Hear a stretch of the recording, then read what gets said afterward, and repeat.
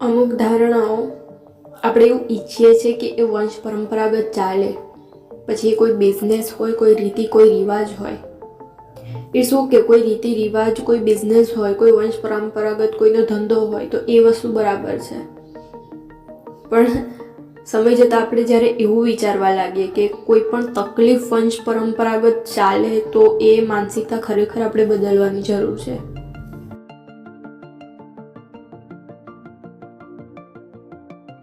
પેઢી એક પછી એક બદલાય છે.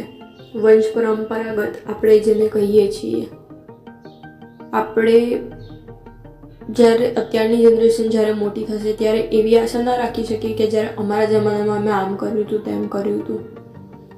આપણે એ વસ્તુ ત્યારે સમજવી પડશે કે એ જનરેશન આખી ચેન્જ થઈ છે.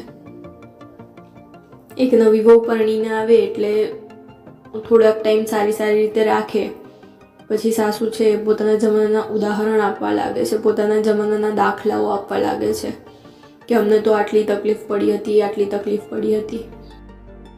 નો ડાઉટ કે એટલી તકલીફ તમને પડી હતી, તમે ઘણો સંઘર્ષ કર્યો છે, પણ એ આશા તમે આજની જનરેશનથી એટલે કે તમારી વહુ પાસેથી ના રાખી શકો.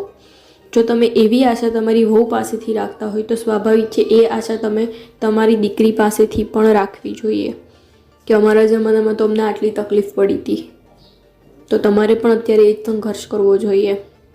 હું આટલું બધું ભણેલી છું, મેં BSc કર્યું છે, મેં MSc કર્યું છે, તેમ છતાંય મેં મારી જોબ છોડી.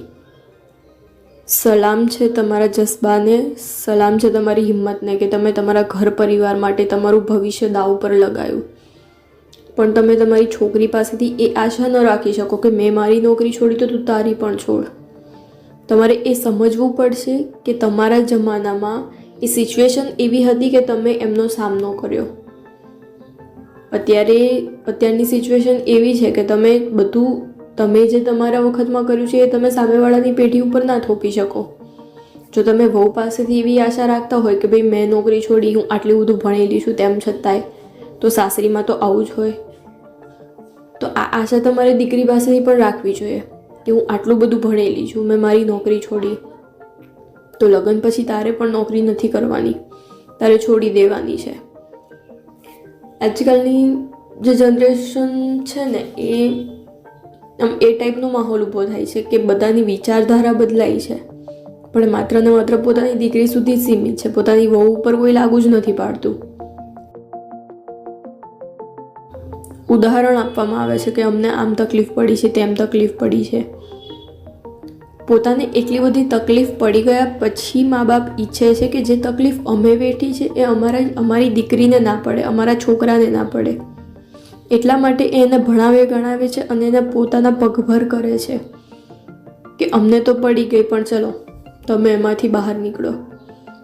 હવે એ જ વ્યક્તિ જે પોતાની દીકરી માટે વિચારે છે કે જે તકલીફ અમને પડી એ તમને ના પડે, તું પોતાના પગભર થા, અને એ જ વહુ પાસે આશા રાખે છે કે અમને તો આટલી બધી તકલીફ પડી છે, મેં આમ કર્યું તો તારે આમ કરવાનું. ખરેખર આ થિંકિંગ પહેલાં વહુ માટે બદલવી જોઈશે, કારણ કે તમારી દીકરી પણ કોકના ઘરની વહુ બનવાની છે.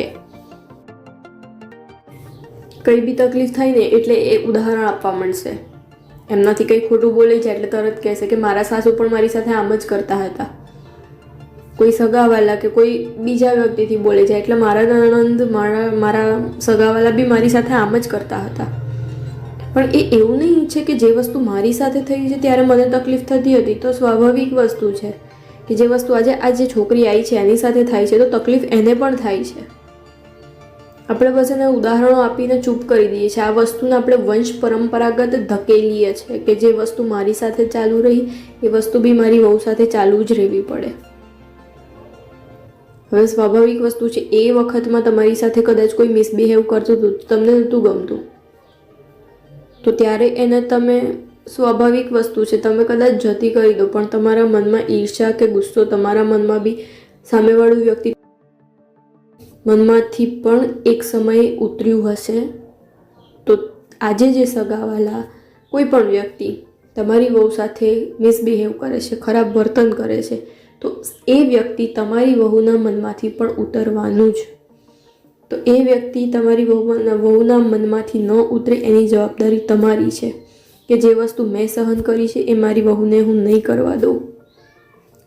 પણ આ થિંકિંગ આપણે માત્ર ને માત્ર છોકરીઓ સુધી જ સીમિત રાખીએ છીએ, વહુ સુધી નહીં. ખાસા ટાઈમ પહેલાં મેં એક કવિતા લખી હતી, લગભગ 2-3 વર્ષ થઈ ગયા.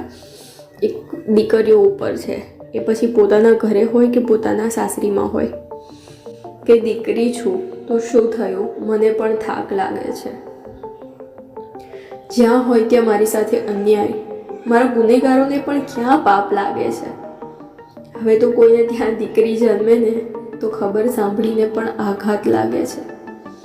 દીકરી છું તો શું થયું, મને પણ થાક લાગે છે.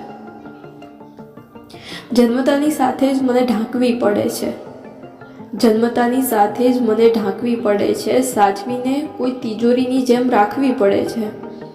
સાહેબ, મારા માતા પિતાને પણ રાત્રે ઊંઘ નથી આવતી. સ્કૂલોમાં પણ વારંવાર મને ઝાંખવી પડે છે. દીકરી છું તો શું થયું, મને પણ થાક લાગે છે. દીકરી નહીં હોય તો વહુ ક્યાંથી લાવશો? પણ શું વહુની લાલચમાં મને જ ફસાવશો? હે પ્રભુ, 2 હાથ જોડીને અરજી કરું છું, આવતા ભવમાં મને દીકરી ના બનાવશો. એકાંત સ્થળે તો હું સુરક્ષિત નથી જ. મા બાપ ભીડમાં પણ મોકલતા અચકાય છે. કોણ કહે છે સર, કોણ કહે છે કે દીકરી ભાગ્યશાળીને ઘેર હોય? આજકાલ તો દીકરીવાળા જ લજવાય છે. જ્યાં હોય ત્યાં મારી સાથે અન્યાય, મારા અંદર સમાયેલું એ આભ ક્યાં ફાટે છે? પિતૃને દેવી દેવતાઓ તો બધાને નડે છે, પણ મારો શ્રાપ ક્યાં કોઈને લાગે છે? દીકરી છું તો શું થયું, મને પણ થાક લાગે છે, મને પણ થાક લાગે છે. તો આશા છે કે જે વસ્તુ આપણે અત્યારે બદલીએ છીએ જનરેશન પ્રમાણે, કે અત્યારની જનરેશન ચેન્જ થઈ ગઈ છે, તો સમય સાથે આપણે બદલાવવું પડે. અત્યારે જોજો તમે કે આજના મા બાપ છે ને, એ પહેલાં હતું કે છોકરાઓ લવ મેરેજ કરે ને તો ચાલતું હતું, છોકરીઓ કરે તો નહોતું ચાલતું. પણ આજકાલના મા બાપની પેરેન્ટ્સ જે છે એમની થિંકિંગ બદલાઈ છે કે એ પોતાની દીકરી અને દીકરાને બંને સરખી રીતે રાખે છે, છૂટ બંનેને આપે છે. કે કદાચ કોઈ તમારા ધ્યાનમાં હોય, કોઈ ગમે તો કહેજો. તો ત્યાં આપણે વિચારીએ છીએ કે જનરેશન બદલાઈ છે અત્યારે, પહેલાં જેવું ના ચાલે, કડક રહીએ તો આપણે આપણા વિચાર બદલવા પડે.